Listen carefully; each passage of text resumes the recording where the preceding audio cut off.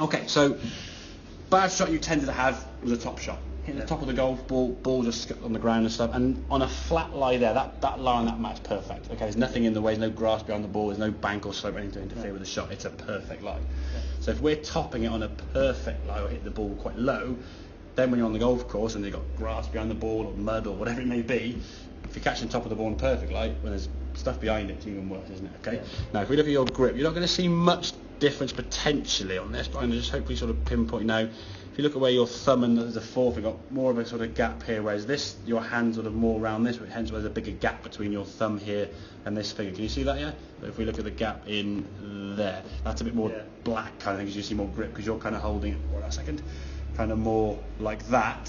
So the left hand's under the lifeline, so looking from, it's seen more that way, as opposed to it being more in the fingers and more that way, yeah? So when you get in the fingers like so, these go together more, there's less daylight. When he's in the palm more, it looks more that way, so you see the back of the grip. Okay? So by getting in the fingers, it got the club more secure, and it enabled you to hinge your wrists. The lack of wrist hinge in your backswing was causing your arm to bend. You look at your left hand swinging out, when you get to about here, that left arm sort of horizontal to the ground, there, what we'd be looking to see is a club up there. Now your club's less than halfway up there, so because this club's way back here now, body parts go, well, okay, we've got to start hinging somewhere, and now your left arm is starting to bend, yeah? So your left arm here and the elbow's bending, and that club now has got quite close to your body. Relative to how far away it started, I mean, basically the width of your arms, okay, the length of your arms from your chest, and now it's really close, okay?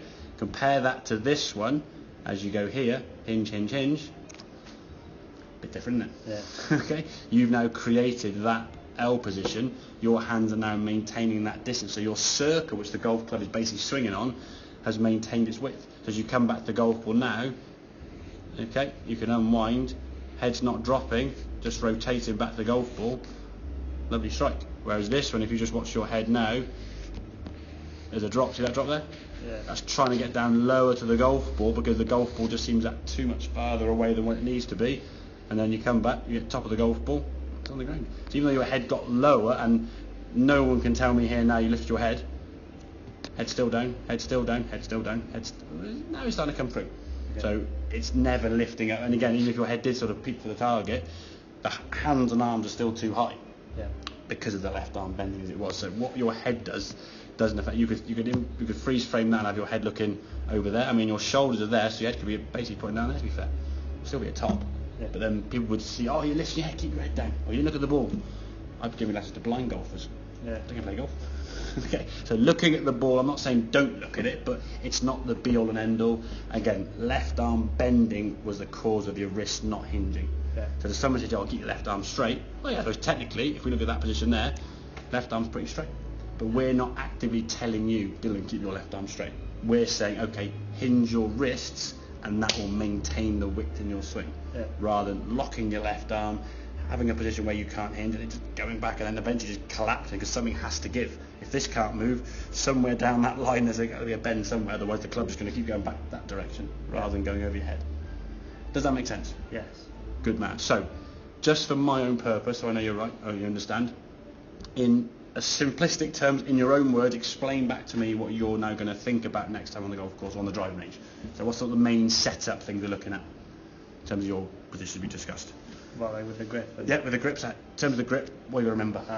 The relaxed. Yeah, relaxed, good, yeah, excellent, yeah. And where's the position going to change to? It'd be round by there. More in the fingers, yeah. Great, excellent. And then swing-wise? That's 2 words I suppose you could do this with, but yeah, how would you, in your words, explain back to me just so I know you get it? What's your swing thought? We've got to hinge the wrists. Hinge, I say hinge wrist or hinge the wrist, 3 words, it doesn't matter, okay, so hinge the wrist. The reason why I say that is, okay, a lot of guys, when I say, any questions, they go, no. And they go away and go, what do you mean? Now, I'm going to send this through to you anyway, so you'll have it as a reminder, but I just want to make sure from my point of view, when you do go away, I know that you got what we did today and you understand it, because you've explained it back in basically the same words I've said. Now, some people sort of go in a slightly different way, they might use their own word, which is fine, as long as they get it. Yeah. That's the main thing, okay? Yeah. So gripping the fingers, as we said. What is your checkpoint then, as we said just about 10 or 15 minutes ago, when you're on the range?